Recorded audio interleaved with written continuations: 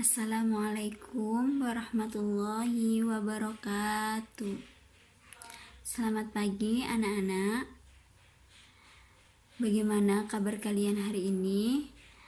Semoga di pandemi ini kita diberi kesehatan oleh Allah dan dilindungi oleh Allah Subhanahu wa taala. Nah, untuk itu sebelum pembelajaran hari ini Ibu mulai, marilah kita berdoa terlebih dahulu. Berdoa mulai. Berdoa selesai. Nah, untuk pembelajaran hari ini yaitu tentang berempati itu mudah, menghormati itu indah. Nah, Ibu percaya kepada anak-anak kelas 7B bahwasanya semalam kalian udah belajar tentang bab berempati itu mudah dan menghormati itu indah. Jadi, Ibu akan sedikit menjelaskan tentang bab ini. Nah, yang pertama yaitu kita membahas tentang berempati. Berempati itu apa? Apa berempati itu? Nah, berempati ialah keadaan mental yang membuat orang merasa dirinya dalam keadaan, perasaan atau pikiran yang sama dengan orang lain.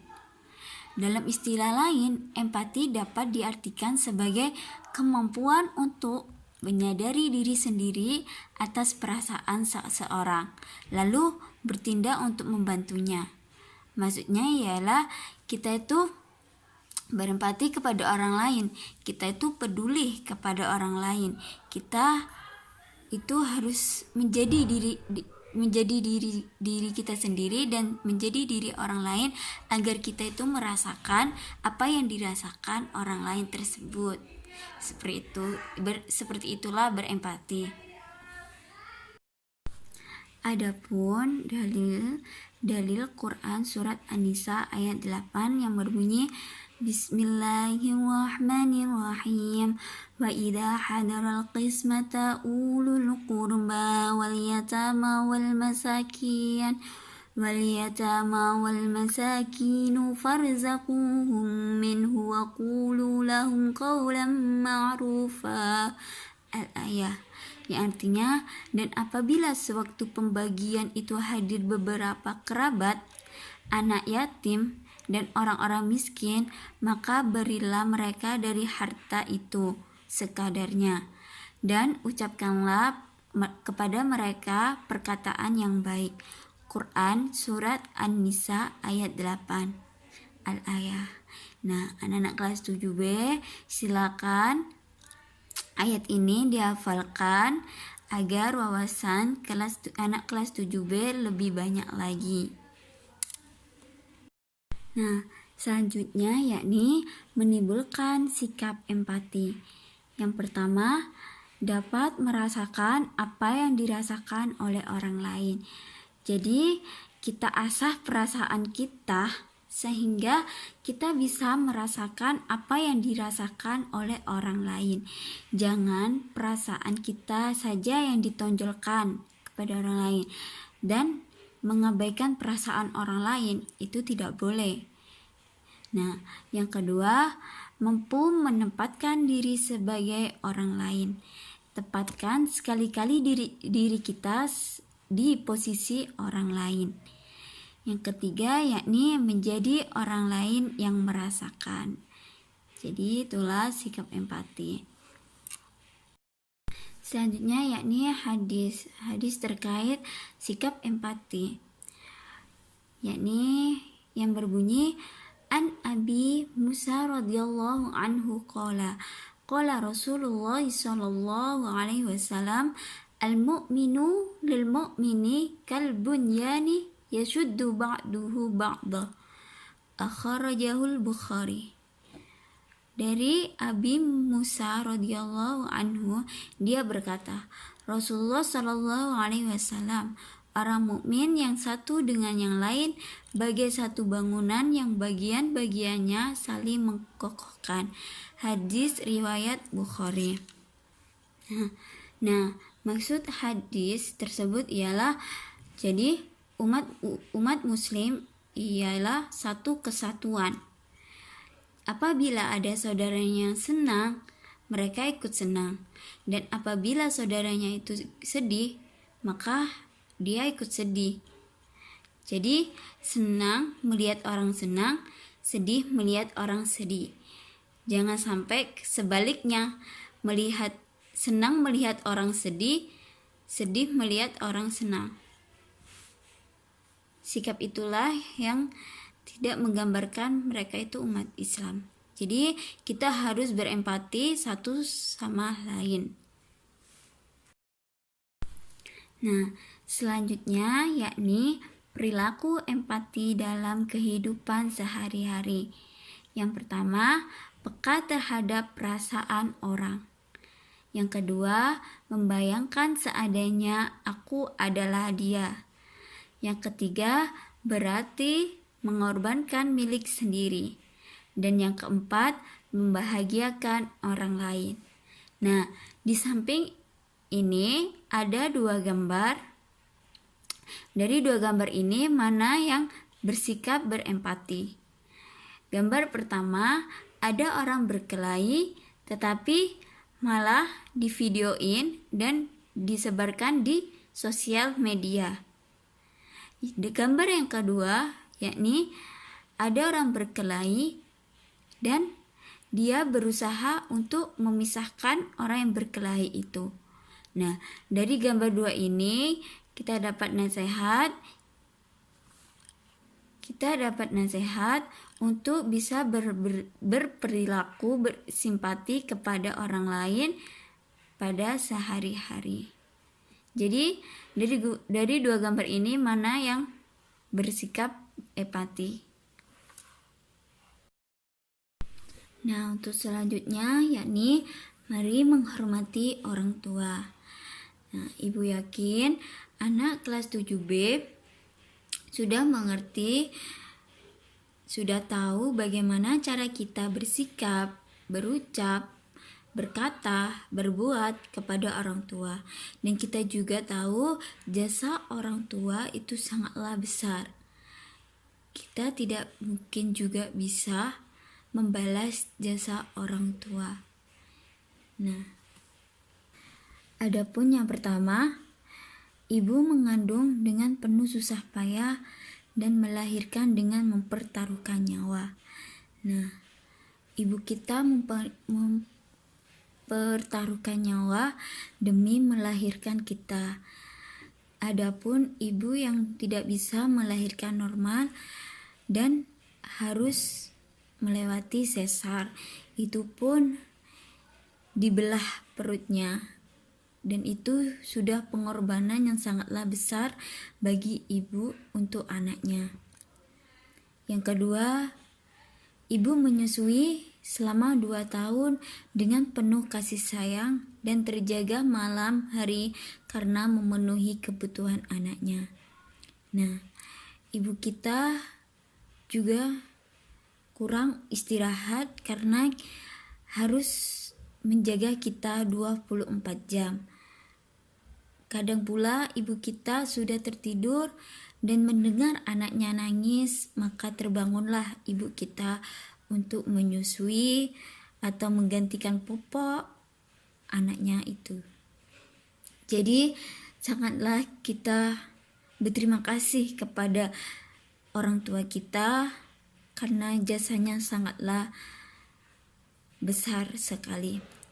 Yang ketiga, ibu dan ayah memelihara kita sehingga kita siap untuk hidup mandiri. Kita harus sangatlah bersyukur sudah diberi orang tua yang lengkap dan diberi kasih sayang orang tua. Kita harus sangat-sangat bersyukur.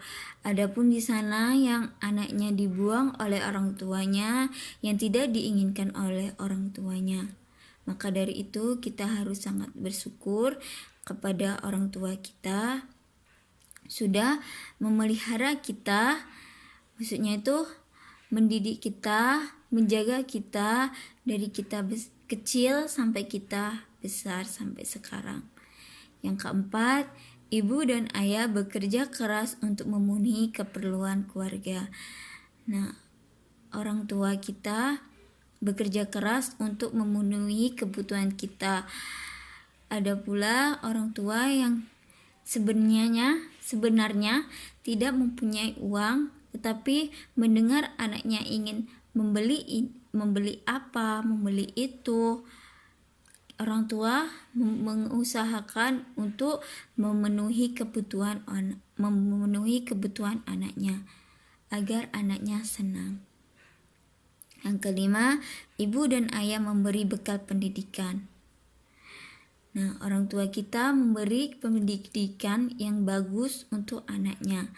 Tidak ada orang tua yang memberi pendidikan yang jelek untuk anaknya. Pasti orang tua menginginkan yang terbaik untuk anaknya. Yang keenam, ibu dan ayah memberikan kasih sayang dengan ikhlas tanpa meminta balasan. Tidak ada orang tua yang meminta balasan kepada anaknya, meskipun anaknya itu sudah memberi dengan ikhlas. Tapi kadang kedua orang tua menolak pemberian dari anak. Karena bagi orang tua, kebahagiaan anak itu lebih baik daripada kebahagiaan sendiri. Jadi, kita sangatlah pantas untuk membahagiakan orang tua kita, membalas jasa-jasa mereka mulai kita kecil sampai sekarang. Adapun dalil Quran surat Al-Baqarah ayat 83 yang berbunyi Bismillahirrahmanirrahim. Wa id akhadna mitsaqa bani Israila la ta'buduna illallah wa bil walidaini ihsana wa dil qurba wal yatama wal masakin wa qulu linnasi husna wa aqimus salata wa atuz zakah summa tawallaitum illa qalilan minkum wa antum mu'ridun. Al-ayah, yang artinya, dan ingatlah ketika kami mengambil janji dari Bani Israel, janganlah kamu menyembah selain Allah dan berbuat baiklah kepada kedua orang tua, kerabat, anak-anak yatim, dan orang-orang miskin. Dan bertuturlah yang baik kepada manusia, laksanakan sholat dan tunaikan zakat. Tetapi kemudian kamu berpaling mengingkari, kecuali sebagian kecil dari kamu, dan kamu masih menjadi pembangkang. Quran surat Al-Baqarah ayat 83.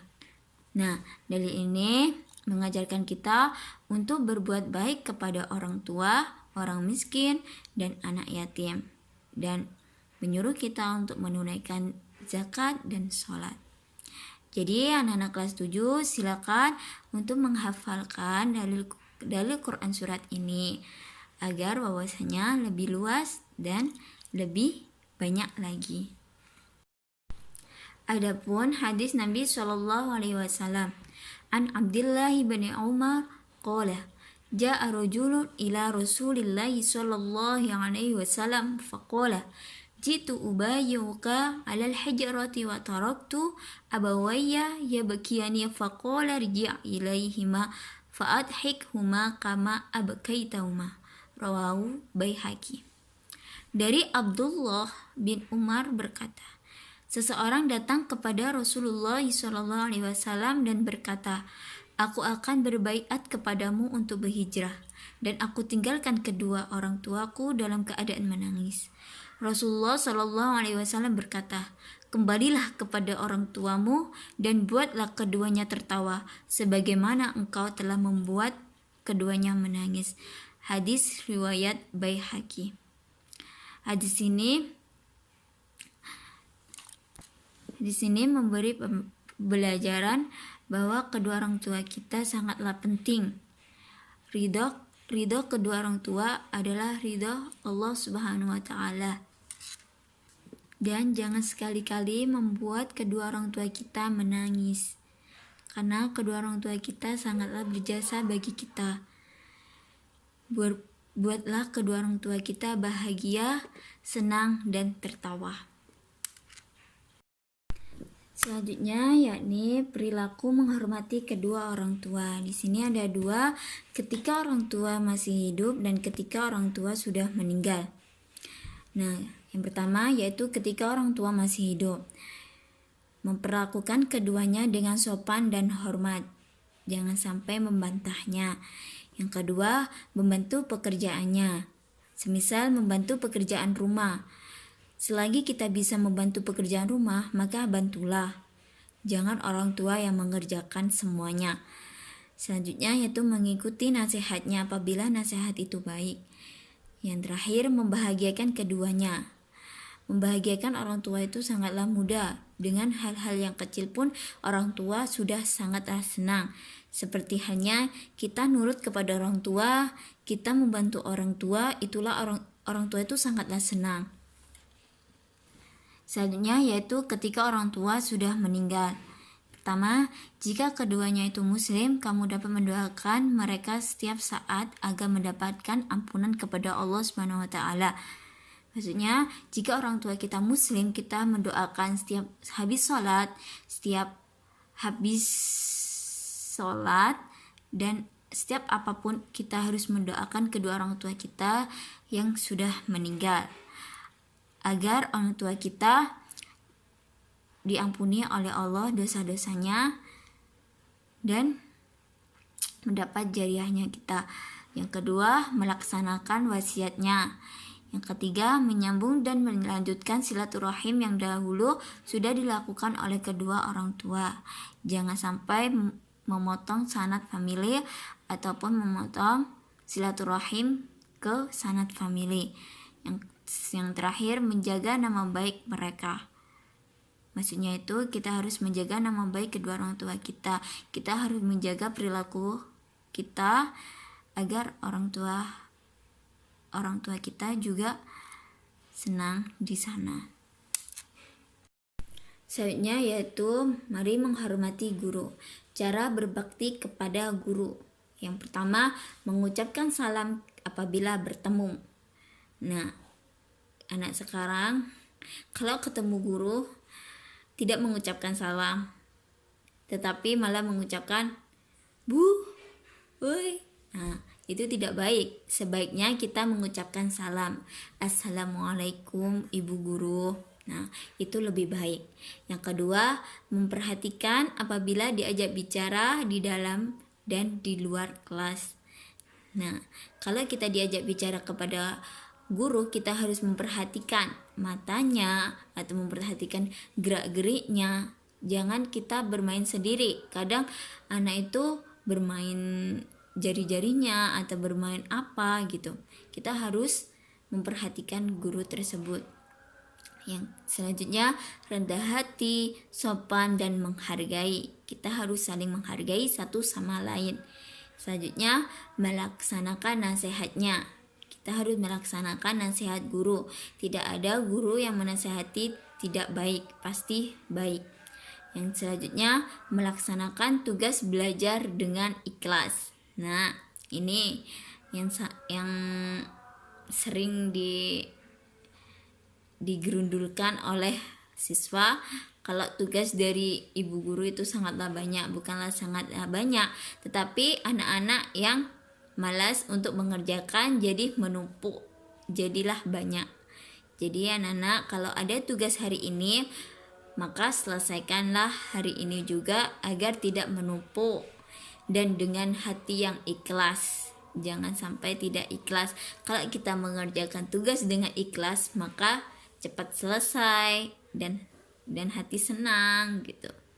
Sekian, terima kasih. Itulah pembahasan materi pada hari ini tentang berempati itu mudah, menghormati itu indah. Apabila ada kata-kata yang kurang berkenan atau kurang jelas, anak-anak bisa menanyakan langsung kepada ibu.